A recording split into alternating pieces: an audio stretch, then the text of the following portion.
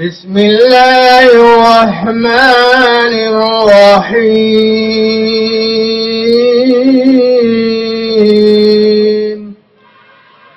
والتين والزيتون وطور سينين وهذا البلد الأمين فما يكذبك بعد بالدين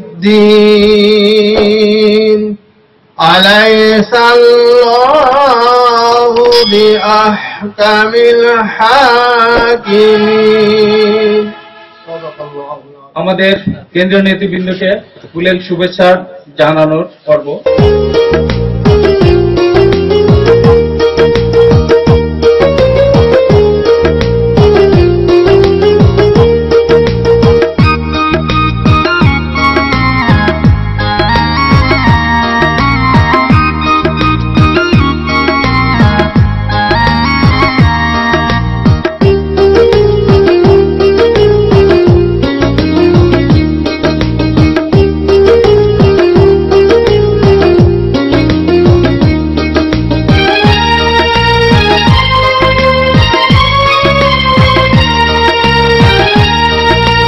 আঞ্চলিক পর্যায়ে নেতৃবৃন্দের মধ্যে স্বাগত বক্তব্য রাখবেন আমাদের ছোট ভাই অনুজ জনাব কাজী নাজমুল ইসলাম।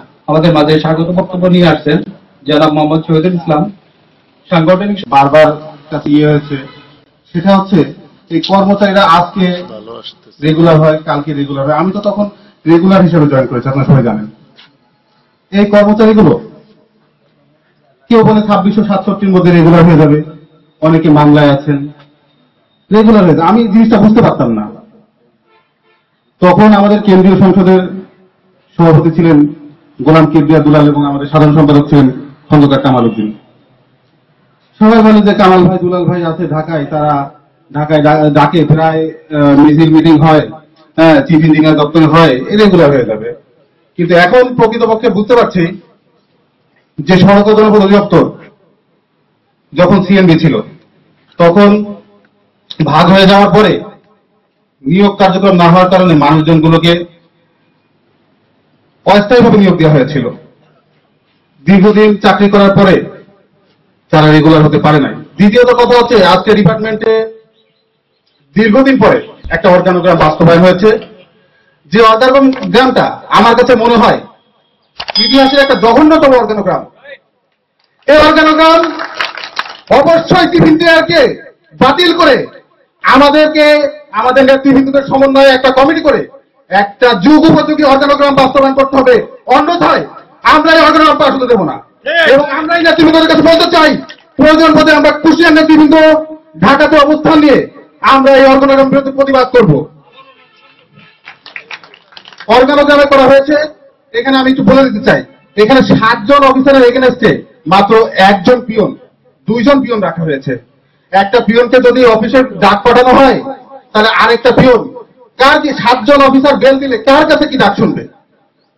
দ্বিতীয়ত কথা হচ্ছে, গাড়ি চালক সহ ইলেকট্রিশিয়ান সহ বিভিন্ন পদে এই পদগুলোকে আউটসোর্সিং প্রথার মাধ্যমে নিয়োগ দেওয়ার জন্য সুপারিশ করা হয়েছে। বিভিন্ন ডিভিশনে কম্পিউটার অপারেটর পদগুলো রাখা হয় নাই, সাব ডিভিশনগুলোতে কম্পিউটার অপারেটর পদগুলো রাখা হয় নাই। এই পদগুলো যদি সৃষ্টি না হয়, তাহলে আগামী দিনে এই মামলার মাধ্যমে যারা সুপ্রিম কোর্টের রায় নিয়ে আসবে, এই রায়গুলো কিভাবে বাস্তবায়ন করবেন এই বিষয়ে আমি প্রশ্ন রেখে যেতে চাই। পরিশেষে সকলকে আজকে কুষ্টিয়ার এই অনুষ্ঠানের আমরা আয়োজক হিসাবে যদি কোনো ভুল ত্রুটি হয়ে থাকে ক্ষমা সুন্দর দৃষ্টিতে দেখবেন। আমাদের কুষ্টিয়া নেতৃবৃন্দের মধ্যে বক্তব্য রাখবেন জনাব মাহবুবুর রহমান। আসসালামু আলাইকুম। আমাদের একটা বক্তব্য, আমরা দীর্ঘ 30-40 বছর ধরে অনেকে চাকরি করছি। চাকরির প্রথম থেকেই মাস্টার রোল, মাস্টার থেকে ক্যাজুয়াল, ক্যাজুয়াল থেকে ওয়ার্সাস থেকে নিয়মিত, এই সব জায়গায় এসে এই লাস্টে এসে আমরা কিছু লোক কাটিয়ে গেছি, তারপরে আর কিছু জানতে পারলাম না।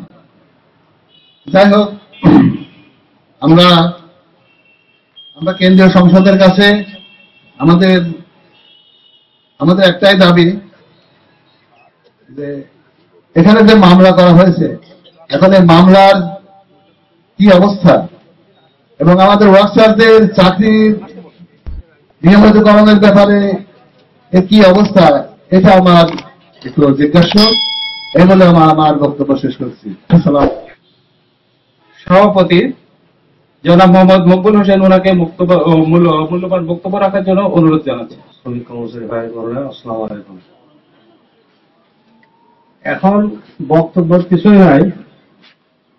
আমাদের মূল উদ্দেশ্য হলো যে সামনে যে অর্গানোগ্রামটা হয়েছে এটাকে আমাদেরকে রোধ করতে হবে। কারণ এই অর্গানোগ্রাম যদি রোধ করতে না পারি তাহলে সামনে যেসব ভাইরা ওয়াটসঅ্যাপ থেকে রেগুলার আসতে বাকি আছে তাদেরকে রেগুলার করার পর যে পোস্টটা দেবে সেই পোস্ট দেওয়ার মতো কোনো জায়গা নাই। সেই কারণে আমি একটা কথা বলবো আমার কামাল ভাইকে, যে আপনি এই অর্গানোগ্রামটা ভালো করে দেখবেন এবং যাতে পোস্ট গুলো বাতিল না হয়। এই পোস্ট বাতিল হলে কিন্তু একটা লোকের ওই রেগুলার হওয়ার পরেও জায়গা দেওয়ার কোনো পথ থাকবে না।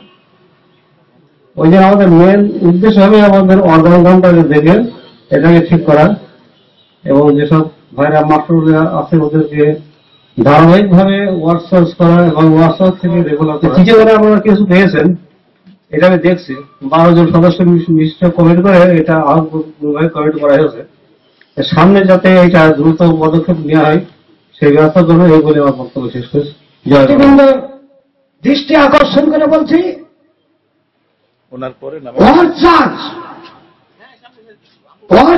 যে সমস্ত কর্মচারী ভাই ও বোনেরা আছে তাদের কেসের বর্তমান পরিস্থিতি কি আছে আমার ভারপ্রাপ্ত সভাপতি এবং সাধারণ সম্পাদক এখানে ব্যাখ্যা করবেন এবং সাথে সাথে যে অর্গানোগ্রাম পাস হয়েছে আমি দেখেছি। আপনারা একটা কমিটি গঠন করেছেন, কমিটি এই 10-11% আজ এখানে মত বিনিময় সভার কোন প্রয়োজন ছিল না। ঢাকা বসেই এতদিন মত বিনিময় করে আসছি, এখন মত বিনিময় সময় নাই। এখানে একজন অফিস সহকারী, আমি গতদিন এসেছিলাম, যেহেতু আমি জানতাম না, তারপরও আমার ড্রাইভার সমিতির সাধারণ সম্পাদক আসছিল, যেহেতু আমি ওই সদস্য আমাকে সুপারিশ করছিল, আমি আসছিলাম। 84 সালের চাকরি, সেই মহিলা এখানে কি উপস্থিত আছেন? তিনি কান্দে গড়ায় গেছিল। এই অর্গানোগ্রাম আগে দেখার দরকার ছিল ভাইজান। আমার বক্তব্য তো কর্কশ ভাষায় হয়, আপনারা জানেন।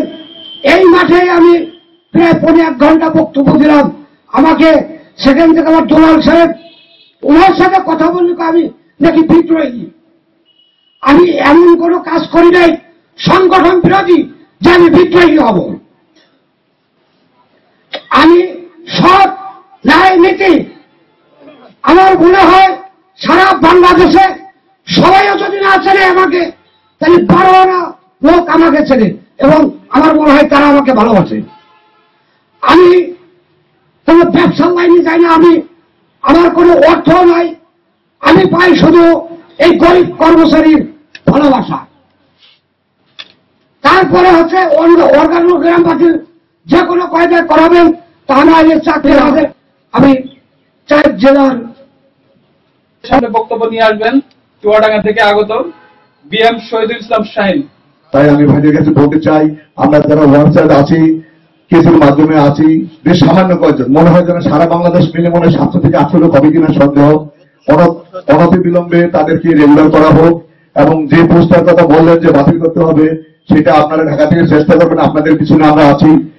এবং যারা রেগুলার হয়েছেন, এই আমাদের কেসের মাধ্যম দিয়ে যারা রেগুলার হয়েছেন, তারা কম্পিউটার ডিভিশনে আছেন, তাদের একটা কথা বলতে চান, উদাহরণস্বরূপ যেমন ঢাকা থেকে হাইকোর্ট, জজ কোর্ট, হাইকোর্ট, সুপ্রিম কোর্ট, এদের মাধ্যম দিয়ে কেসের রায় হওয়ার বিষয়ে একটা লোক ফাঁসির অর্ডার হচ্ছে, একটা লোক ফাঁসি থেকে বেঁচে যাচ্ছে।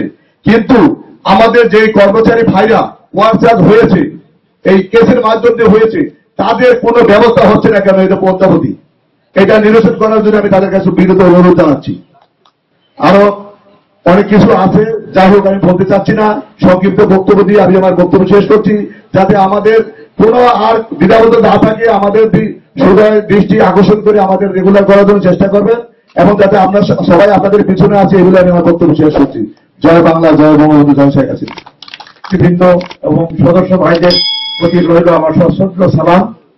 আসলে আমার বক্তব্যের আগে আমাদের সার্কেলের ছোট ভাই নাজমুল, উদীয়মান বক্তা, উদীয়মান নেতা, সে আমার সাথে প্রায় সময় যোগাযোগ রাখে।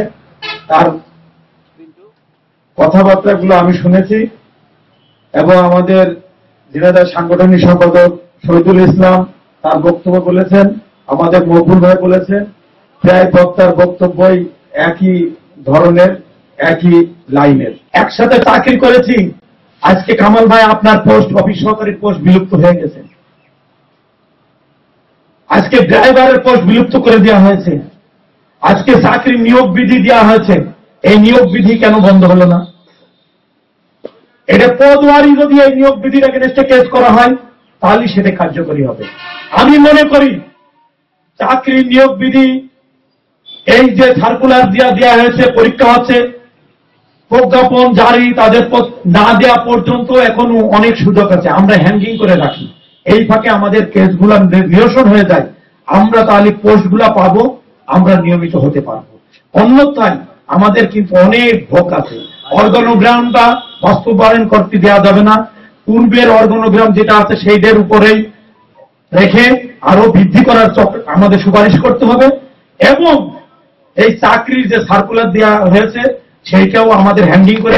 সংবিধানের আলোকে বর্তমান কমিটি হবে, জাতীয় শ্রম মন্ত্রণালয়ের অধীনে এই জাতীয় এবারে কমিটি গঠন হবে। কারণ একটা সংবিধান পরিবর্তন করতে হলে সাধারণ কর্মচারীদের মতামতের ভিত্তিতে সেটা পরিবর্তন করতে হবে, সংযোজন বিয়োজন করতে হবে। শুধু বললো যে এই যে আমরা এই যে এটা সই করে দেন, ওরা বিভিন্ন জেলার থেকে নাবুজ লোকদের সই করে, কত 50টা জেলায় আমরা সই করে দিয়ে দিয়েছে, আর এই কয়টা জেলা হয়ে গেলি শ্রম মন্ত্রণালয়ের পরিচালকের সাথে কথা হয়েছে, নিয়ে গেলি একদম সংশোধন করে আপনাদের সকলকে ভোটার বানায়। কেস কালাম যারা চালাইছে, কেস কালাম যে সকল ভাইরা কেস কালাম চালিয়েছেন, কোন কোন ভাই কেস চালিয়ে কয় টাকা সম্পদ, কয় কেসে কয় টাকা খাইয়েছেন, কয়টা ফ্ল্যাট কিনেছেন, আমাদের ফ্ল্যাট নম্বরও আছে, ওই দলিল নম্বরও আমরা সংগ্রহ করেছি। বাঁচার কোনো সুযোগ নেই। কেসে আমার কেসে কয়জন লোক আমি নাম দিয়েছি, আমার কাছে 122 জন আসলো কি করে আমি জানি না। আমি আমার লোকজনের কাছ থেকে মামলার টাকা আমাকে দিতে চেয়েছে, আমি লোকদেরকে বলেছি টাকা যখন প্রয়োজন হবে তখন আমি তোমাদের কাছ থেকে টাকা নেব, অন্যথায় আমি কোনো টাকা নেব না। কিন্তু আমি ইতিপূর্বে যাদের শুনেছি, টাঙ্গাইলের এক ভাই সেদিন ঢাকায় এসে, আমি তো প্রায় সময় ঢাকায় যাই, বলে যে আমরা একটা কেসে এক একজন ব্যক্তি 50,000 টাকা করে আমরা এই কেস পরিচালনাকারীদের দিয়েছি, 50,000 টাকা করে। সেই ভাইরা আজ রেগুলার হতে পারিনি। কিন্তু আমি আমার যে কেসের বাদী, আমি আমার সাথে যে কয় ভাই আমরা আছি, কেউ কিন্তু এই ধরনের কথা বলতে পারবে না। আমি কেসের উকিলের সাথে দেখা করলেও, ব্যারিস্টারের সাথে দেখা করলেও, আমি কিন্তু নিজের পকেটের টাকা খরচ করে আমি ঢাকায় যাই, বা বিভিন্ন সময় বিভিন্ন, ওনাদের কুলুপ ব্যবহার করার জন্য যদি টিস্যু ব্যবহার করার প্রয়োজন হয়, সেটাও ওই কেসের শরীরদার যারা আছে ওনাদের কাছে টাকা নিয়ে ওই কুলুপ ব্যবহার করেছেন। আমি আমার বক্তব্য দীর্ঘায়িত করব না। ভাইদের তারাও ওয়ার্সাজ হোক, তারা এবং বাকি জীবন এই সর্বজন অধিদপ্তর দীর্ঘায়ু হোক, এই কামনা করে সকলকে ধন্যবাদ জানিয়ে আমার বক্তব্য শেষ করছি। জয় বাংলা, জয় বঙ্গ, জয় হোক, জয়। আসলে চাকরি যার না হয় সেই জানে তার পরিণতি কি। সমাজে জায়গা পাওয়া যায় না, পরিবারে তার কোনো স্থান নেই, এবং উনি যদি অফিসে আসেনও আমরা তাকে দুধ ছাই করে তাড়াই দিই যে তোমার চাকরি নাই, তুমি কেন আসো। আমাদের এমনই একটা বাস্তব কর্মচারী আছে, যদি আসলে আমি তো মনে করি আমাদের যতগুলো কর্মচারী আছে এবং অফিস সহকারী আছে, সবচেয়ে তার মধ্যে যোগ্যতম কর্মচারী আমাদের হচ্ছে হাফিজা ম্যাডাম ছিল। অথচ 2667 মধ্যে তার নামটা পাওয়া যায়। কেন পাওয়া যায় না? এটা কিন্তু ভৌতিক কারণই থেকে গেছে। কি ধরনের মূল্যায়ন হলো সেটা আমরা জানি না, ওনার চাকরিটা হয়নি। আমি এসএন স্যারকে বলে ওনাকে মাস্টার রোলে কোন রকম কর্মরত রেখেছি। আসলে ওই বেতনে ওনার তো চলে না। উনি একসময় বেতন পেতেন 30 থেকে 35,000, এখন বেতন পান উনি 12,000। কিভাবে চলাবেন উনি সংসারটা? সেই আসলে কষ্টের কথা নিয়ে আমাদের মাঝে আসছেন মোহাম্মদ হাফিজা পারভীন, উনি ওনার মূল্যবান বক্তব্য রাখার জন্য। আসসালামু আলাইকুম। আমার কথাগুলো তো একটু আগে আমাদের বড়বাবু উনি বললেন, তারপরও আমার কিছু কথা এখানে থেকে যায়। কারণ 84-তে আমার চাকরি হয়, অনেক সংগঠন করেছি, সংগঠন করে আসছি। কিন্তু যখন আমরা 2016 সালে আমরা কেচে যাই, তখন আমরা ভাবলাম এবার বুঝি আমরা অভিষ্ট লক্ষ্যে পৌঁছাতে পারবো। সেটা আমাদের ব্যর্থ হয়ে যায়। আমরা যেন এখন মাঠের ফুটবল খেলা আমাদের নিয়ে শুরু হয়ে গেছে, এর পার থেকে ওর পার থেকে ওর পার থেকে। তা আমরা এটা কখনোই আশা করি নাই আমাদের ভাইদের কাছ থেকে। অনেক আশা করেছিলাম আমাদের সাধারণ সম্পাদক কামাল ভাই, দুলাল ভাই, ওনারা যখন আমাদের সংগঠনে আসলেন তখন আমরা আশার মুখ দেখতে পেলাম। হয়তো ভাবলাম এইবার বোধহয় আমাদের চাকরি হলো। তারপরে আমাদের এই কেস নিয়ে নানান তালবাহানা শুরু হয়ে গেল। আজ এটা কাল এটা, এইভাবে করতে করতে আজ কয়েকটা বছর পার হয়ে গেল। তারপরে আসলো হচ্ছে 2667 পালা। সেই 2667 পালাতে দেখা গেল যে আমার চেয়ে যারা জুনিয়র তাদের চাকরি হয়ে গেল, কিন্তু আমি সড়ক ও জনপথের সবচেয়ে হচ্ছে সিনিয়র কর্মচারী, কিন্তু সেখানে আমার নাম বাদ হয়ে গেল। বড় দুঃখের বিষয়, আমি একটা বিধবা নারী, আমার সংগ্রামী জীবন, আমি এই বেতনে আমি 2টা সন্তান, একটা ছেলে একটা মেয়ে, অনেক কষ্ট করে এদের বড় করেছি, এদের বিয়ে দিয়েছি। কষ্টে হেঁটে বাড়ি যাচ্ছিলাম, দেখি কি আমার পাশ দিয়ে সে রিক্সা চালায় যাচ্ছে। আমি দূরের থেকে দেখলাম মোহর ভাই, আমি একটু দাঁড়ায় দেখলাম খুব কষ্ট হচ্ছে, কিন্তু আমি তাকে ডাকলাম না, আমি তার সাথে দেখাও করলাম না। এইরকম আরো অনেক কর্মচারী আছে যে বাসায় কাজ করে, ধর্মের কাজ করে, তাদের ওয়ার্ডের মাস্টার বাড়ি, মানুষের বাড়ি বুয়ার কাজ করে। এইরকম ভাবে আমাদের জনপথের কর্মচারীদের অবস্থা। একটি কথা আমি ভাই আপনাকে আমি আবার স্মরণ করে বলতে চাই, আপনি আমাদেরকে আর কষ্ট দিয়েন না। আমরা এখন ভাসমান অবস্থায় আছি, ভাসমান অবস্থায় একটা খড়কুটো দেখলো আমরা ধরতে যাই যে এই খড়কুটো ধরে আমরা বাঁচবো, সেই রকম অবস্থা এখন আমাদের ভিতরে এসে গেছে। তা আপনি আমাদেরকে এই বিপদের হাত থেকে আমাদেরকে বাঁচান, আমাদেরকে রক্ষা করেন, আর আমাদের কষ্ট দিয়েন না। এই বলে আমি আমার সংক্ষিপ্ত বক্তব্য শেষ করলাম। আল্লাহ হাফেজ। জয় বঙ্গবন্ধু, জয় শেখ হাসিনা, দীর্ঘজীবী হোক। মোহাম্মদ সাইফুল ইসলাম, কম্পিউটার অপারেটর সমিতি, মাস্টার রোল নেতা। বক্তব্য আমি আসলে দেওয়ার কিছুই নেই, কারণ আমার পূর্ববর্তী বক্তারা যে বিষয়গুলো এখানে স্থাপন করেছেন সেগুলো আসলে আমাদেরও চাওয়া। আমি একজন মাস্টার রোল কর্মচারী হিসেবে সিনিয়রদের সাথে দেশ থেকে দেশান্তরে ঘুরে বেড়াচ্ছি। শুধু আমাদের মাস্টার রোল কর্মচারী যারা আছে তাদের ভিতরের যে আক্ষেপ, যে ক্ষোভ, যে কষ্টের কথাগুলো, সেগুলো আমারও, তা শুনে আমরা সামনে কিভাবে কাজগুলা দ্রুত বাস্তবায়ন করা যায় সে লক্ষ্যে আমরা এই আজকে এই মত বিনিময় সভায় উপস্থিত হই। অনেকেই নিয়মিত হয়েছেন এর মধ্যে ইতিমধ্যেই, যেখানে আপনার 85% লোক নিয়মিত হয়েছে অলরেডি, 18% লোক বাকি আছে।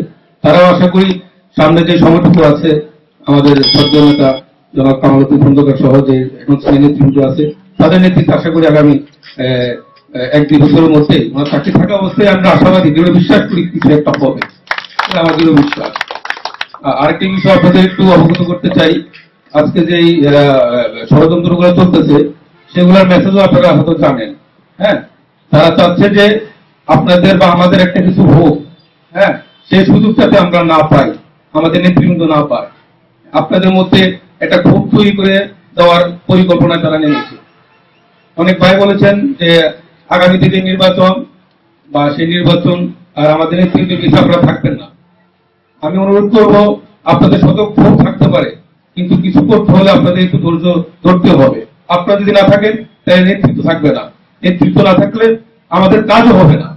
আমাদের কাজ করার জন্য একটু ধৈর্য সহকারে আপনাদেরকে সময় দিতে হবে। মাস্টারদের যে বিষয়গুলা এই অঞ্চলে যেটা শুনলাম আমরা 18, 20 দিন, 22 দিন যে হাজিরা বিষয়টা, সেটা আসলে আপনাদের বলার আগেও আমরা মিটিং এ উপস্থিত হওয়ার আগে আমরা বিভিন্ন জায়গাতে খবর পাইছি। এখানে আসার পরে সেই জিনিস জানার পরে আমাদের ছোট নেতা জনাব কামরুল খন্দকার, উনি খুলনা জোনের যে এডিশনাল চিফ ইঞ্জিনিয়ার স্যার, ওনার সাথে কথা বলে ওনাকে এই বিষয়গুলো বলছেন। পরে উনি তার বক্তব্যে এসে উনি আশ্বস্ত করেছেন খুলনা জোনের অধীনে যে সমস্ত circle division, sub division zone আছে, সেই জোনগুলোতে আপনার হাজিরা বৈষম্য এবং আপনার বেতন বৈষম্য যেটা আছে মাস্টার কর্মচারীদের, আশা করি সেটা অতি শীঘ্রই এটা কার্যকর হবে। এই বলে আমি আমার যেটা আমি বলবো সর্বশেষ, যে আপনারা ঐক্যবদ্ধ থাকবেন, ঐক্যবদ্ধ থেকে আমাদের দাবি আদায় করতে হবে। সে লক্ষ্যে আমাদের আগামী যে নির্বাচন যে কমিটি হবে, সেই কমিটিকে শক্তিশালী করার জন্য আপনারা পক্ষে থাকবেন। এভাবে আমি আমার বক্তব্য শেষ করছি। আসসালামু আলাইকুম। আমাদের মাঝে বক্তব্য নিয়ে আসবেন মোহাম্মদ মোশাররফ হোসেন, সাংগঠনিক সম্পাদক, ওয়ার্কশপ এমপ্লয়িজ। আমার প্রিয় নির্যাতিত নিবেদিত শ্রমিক কর্মচারী ভাইরা, আসসালামু আলাইকুম। সংগ্রামী সাথী বন্ধুরা, 2-3টা পয়েন্ট উপরে আমি আলোচনা করব।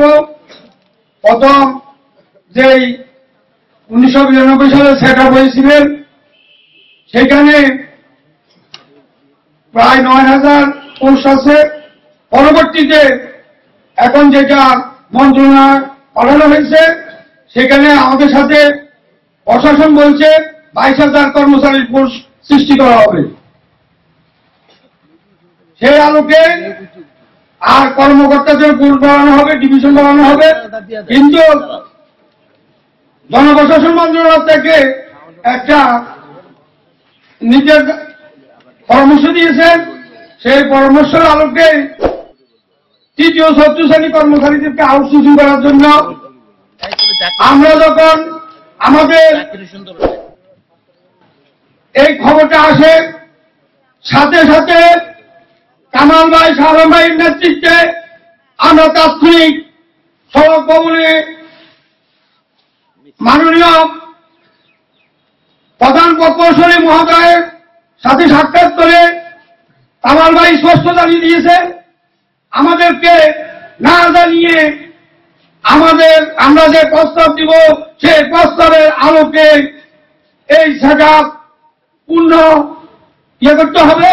আর যদি না করা হয়, তাহলে আমাদেরকে যতটুকু যাওয়ার দরকার ততটুকু যাব, প্রয়োজনে আইনের আশ্রয় নেওয়া হবে। না করা পর্যন্ত কামাল ভাইকে সড়ক জনমত থেকে উনাকে গভর্নমেন্ট বিদায় করল, আমরা যেতে দিব না। এই ওয়াদাকে আমরা করতে পারি? কারণ কামাল ভাইয়ের এই মুহূর্তে ডিপার্টমেন্ট থেকে যতটুকু সম্মান পাওয়ার উনি পেয়েছেন, আমাদের স্বার্থে আমরা কামাল ভাইয়ের হাতকে শক্তিশালী করে আমাদের দাবি আদায় না করা পর্যন্ত আমরা ঘরে ফিরে যাব না। এই বলে আমি আমার বক্তব্য শেষ করছি। জয় বাংলা, জয় বঙ্গবন্ধু, জয় হোক মেয়র জিতা। সর্বশেষ সম্বর্ধনা দিবেন আমাদের মন্ত্রী ওবায়দুল কাদের সাহেবের। ওইখানে উনি একটা বিস্তারিত ডেট বেঁচে দিচ্ছে, এই কয়েকদিনের ভিতরে এই মামলাগুলো বাস্তবায়ন করতে হবে। ঠিক আমরা সেইভাবে ওই মামলাগুলো বাস্তবায়ন করেছি। সর্বশেষ যে মামলাগুলো আছে, আজকে দুঃখের বিষয় বলতে হয়, আমার বন্ধুরা এখন বড় বড় নেতা সাজে। এই মামলা ঘটক দিয়ে ওনারা একটু পরিচিত হয়েছে, এই মামলা ঘটক দিয়ে একটু পরিচিত হয়েছে, সেটারও অবদান ছিল। সেই লোকগুলো কামাল সাহেবের বিরুদ্ধে আজকে লড়াই করতেছে। যাক, আমাদের তাজুল ভাই জানে মামলা সম্বন্ধে বলল আসাদ সাহেব, আমার উকিলের নামে আসাদ সাহেব বললো, আসাদ সাহেব শোনো, এই মামলাগুলো কি রায় যায় তুমি দেখো, দেখার পরে তোমার মামলাগুলো আমি ওইভাবে রায় করাই দিব। ঠিক আছে, এর সাথে আপনার যে কাজল ভাই যে মামলাটা পরিচালনা করে, এর সাথে ওইটাও আসবে। দোয়া করেন আপনারা। সর্বশেষ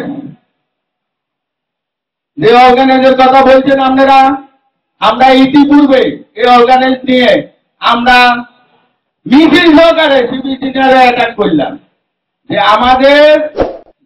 আমাদের কথা ছাড়া কোনো এগুলা বাস্তবায়ন হবে না। আমরা যে লিস্ট দিব ওই লিস্ট অনুসারে বাস্তবায়ন হইতে হবে। আর মাস্টারুলের একটা কথা, ইতিপূর্বে আমরা কিন্তু মাস্টারুল নিয়ম খুলনা কেন ঢাকায়ও আমরা কিন্তু আউটসোর্সিং এর কথাটা আছে, এই নিয়ে আমরা ফেসবুকে আপনারা দেখতে পারেন, আমরা কিন্তু মিছিল মিটিং কেন্দ্রীয় সংসদ থেকে আমরা শুরু করে দিচ্ছি।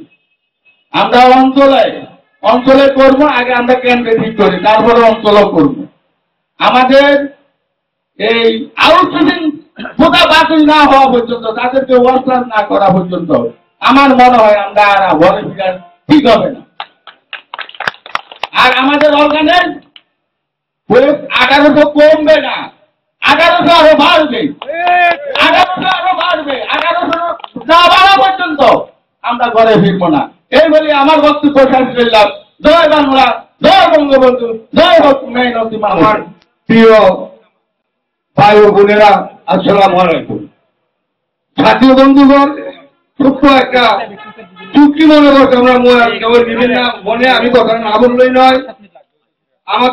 আমি শুনছি আমাদের এলাকায় আমার একটা দুর্দ লোক ছিল, এই লোকের যন্ত্রণায় এলাকার লোক বিদিত হয়ে গেছে। কারো মামলা ঢুকায়, কারো বিচার গেছে গেলে এটা করে এরে কইরা আজকাল সর্বজনগত শ্রমিক কর্মচারী ইউনিয়নের অভিজ্ঞ একটা সংগঠন। আমি জানি আমাদের বিজয় নেতাই ছিল দুলাল ভাই, কিন্তু দুলাল ভাই যে ঘটনা ঘটে গেছে, মনে করেন সে তার চাকরি স্যার এলপিএর যাওয়ার পরে সে ব্যাগ দিয়েছে, পেশ করে আমার সংগ্রামী সাধারণ সম্পাদককে সে করছে, কি করে পরিষ্কার করছে।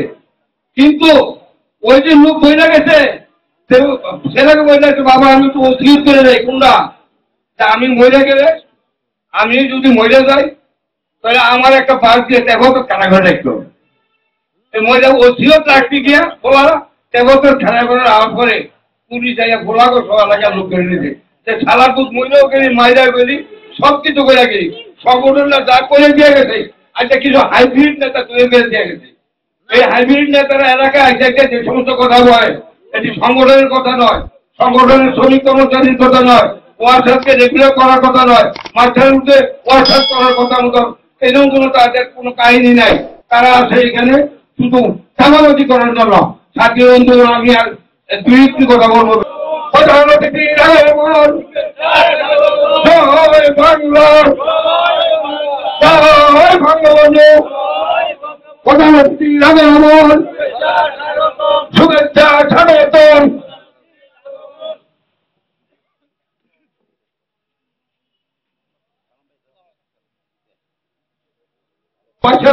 ব্যবস্থা হয়েছে। আজকে শ্রমিক ভাগ্য হবে, 10,000 শ্রমিক ছিল, এখানে কমান যাবে না। সবকিছু আমাদের আন্দোলন চলবে, সংগ্রাম চলবে। আমরা আগামী নির্বাচনের জন্য সকলে নিয়ে আমরা এই মুহূর্তে আমি একটা কথা বলতে চাই, আগামী দিন আমাদের আজকের সাধারণ সম্পাদক খন্দকার কামাল, ওনারা আমরা সভাপতিদেরকে দেখতে দেয়। কি বলেন?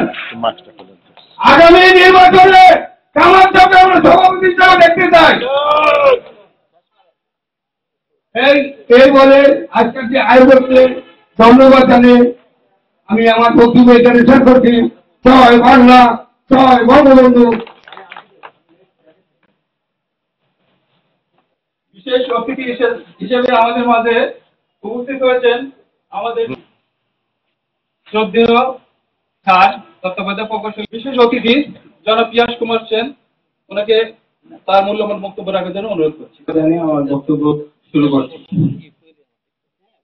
তো আসলে একটা অর্গানাইজেশন বা সংস্থা চালাইতে গেলে এখানে সবগুলো বিভিন্ন স্তরের যে কর্মকর্তা কর্মচারী সবাই খুবই গুরুত্বপূর্ণ। তো কাউকে ছাড়াই আসলে এটা সফলভাবে সম্পন্ন হয় না। মানে যদি আমি চাই যে আমি একাই সব কাজ করব, এটা আসলে সম্ভব না। কারণ আমার অফিসের যারা আছেন নিচের স্তরের উপর স্তরের সবাইকে ছাড়া, এই সমন্বয় ছাড়া এটা সম্ভব না। আর এই সমন্বয়কে সুন্দর করে তোলে জন্য দরকার হলো একটা সংস্থা। সেই সংস্থার জন্য আমাদের রোশন হায়াতের বিভিন্ন রকম সংস্থা সমিতি তৈরি হয়েছে। যেমন আমাদের প্রকৌশল সমিতি রয়েছে, ডিপ্লোমা প্রকৌশল সমিতি রয়েছে, এছাড়া শ্রমিক কর্মচারী ইউনিয়ন রয়েছে, এছাড়াও বিভিন্ন সংগঠন রয়েছে। তো এখানে এই সকল যে সমিতি বা যে ইউনিয়ন রয়েছে এদের মধ্যে যদি সমন্বয়টা ভালোভাবে হয় তাহলে আমরা রোশন হায়াতকে আরো এগিয়ে নিয়ে যেতে পারবো। তো এখানে যারা কর্মচারীদের নেতৃত্ববৃন্দরা রয়েছেন, তো তারা আশা করব যে ভবিষ্যতে বিষয়টা মাথায় রাখবেন। নিজেদের যে শ্রমিক বা হলো যে কর্মচারী রয়েছেন তাদের সাথে সংশ্লিষ্ট বিষয় তো দেখবেনই, প্লাস অন্যান্য যে সমিতি রয়েছে তাদের সাথে কোঅর্ডিনেশনটা একটু ভালো করে করতে হবে। এবং এটা আপনারা করেন, তারপরেও চেষ্টা করবেন আরো ভালো করে করেন। কারণ এভাবে করতে পারলে আমরা আমাদের রোশন হায়াতকে আরো ভালো পর্যায়ে নিয়ে যেতে পারবো। তো এখানে আমি যতদূর শুনছি যে এটা মনে হয় নির্বাচনী একটা প্রচারণার অংশ। তো যারা আপনাদের এই প্যানেলে যারা রয়েছেন তাদেরকে শুভেচ্ছা জানাচ্ছি এবং আশা করছি যে আপনারা জয়যুক্ত হবেন। ধন্যবাদ। আমি আমার বক্তব্য এখানে ধন্যবাদ জানিয়ে আমার বক্তব্য শুরু করছি। তো আসলে একটা অর্গানাইজেশন বা সংস্থা চালাইতে গেলে এখানে সবগুলো বিভিন্ন স্তরের যে কর্মকর্তা কর্মচারী সবাই খুবই গুরুত্বপূর্ণ। তো কাউকে ছাড়াই আসলে এটা সফলভাবে সম্পন্ন হয় না। মানে যদি আমি চাই যে আমি একাই সব কাজ করব, এটা আসলে সম্ভব না। কারণ আমার অফিসের যারা আছেন নিচের স্তরের উপর স্তরের সবাইকে ছাড়া, এই সমন্বয় ছাড়া এটা সম্ভব না। আর এই সমন্বয়কে সুন্দর করে তোলে জন্য দরকার হলো একটা সংস্থা। সেই সংস্থার জন্য আমাদের রোশন হায়াতের বিভিন্ন রকম সংস্থা সমিতি তৈরি হয়েছে। যেমন আমাদের প্রকৌশল সমিতি রয়েছে, ডিপ্লোমা প্রকৌশল সমিতি রয়েছে, এছাড়া শ্রমিক কর্মচারী ইউনিয়ন রয়েছে, এছাড়াও বিভিন্ন সংগঠন রয়েছে। তো এখানে এই সকল যে সমিতি বা যে ইউনিয়ন রয়েছে এদের মধ্যে যদি সমন্বয়টা ভালোভাবে হয় তাহলে আমরা রোশন হায়াতকে আরো এগিয়ে নিয়ে যেতে পারবো। তো এখানে যারা কর্মচারীদের নেতৃত্ববৃন্দরা রয়েছেন, তো তারা আশা করব যে ভবিষ্যতে বিষয়টা মাথায় রাখবেন। নিজেদের যে শ্রমিক বা হলো যে কর্মচারী রয়েছেন তাদের সাথে সংশ্লিষ্ট বিষয় তো দেখবেনই, প্লাস অন্যান্য যে সমিতি রয়েছে তাদের সাথে কোঅর্ডিনেশনটা একটু ভালো করে করতে হবে। এবং এটা আপনারা করেন, তারপরেও চেষ্টা করবেন আরো ভালো করে করেন।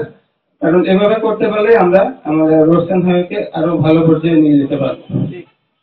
তো এখানে আমি যতদূর শুনছি যে এটা মনে হয় নির্বাচনী একটা প্রচারণার অংশ। তো যারা আপনাদের এই প্যানেলে যারা রয়েছেন তাদেরকে শুভেচ্ছা জানাচ্ছি এবং আশা করছি যে আপনারা জয়যুক্ত হবেন।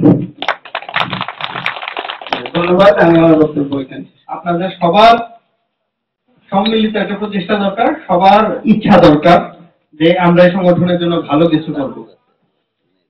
বর্তমান যে নেতৃবৃন্দ রয়েছেন তারা আগে থেকেই আপনাদের জন্য ভালো চেষ্টা করেছেন। আশা করি ভবিষ্যতে তারা আপনাদের সবার উন্নয়নের জন্য আরো ভালোভাবে ব্যবস্থা গ্রহণ করবে এবং এই সড়ক ও জনপথ অধিদপ্তরকে এগিয়ে নিয়ে যেতে হলে সবাইকে একসাথে কাজ করা ছাড়া কোনো বিকল্প নেই। আপনারা এবং সবাই মিলে যাতে আমরা এই সংগঠনটাকে আরো ভালোভাবে এগিয়ে নিয়ে যেতে পারি এবং দেশের উন্নয়নে অবদান রাখতে পারি, সেজন্য সেই প্রচেষ্টা যাতে থাকে এবং ভবিষ্যৎ নেতৃবৃন্দ যারাই হবেন তারাই এই সংগঠনের জন্য এবং আপনাদের নেতৃবৃন্দ এবং জনসাধারণের জন্য আপনাদের যারা কর্মী আছে সবার জন্য কাজ করবেন।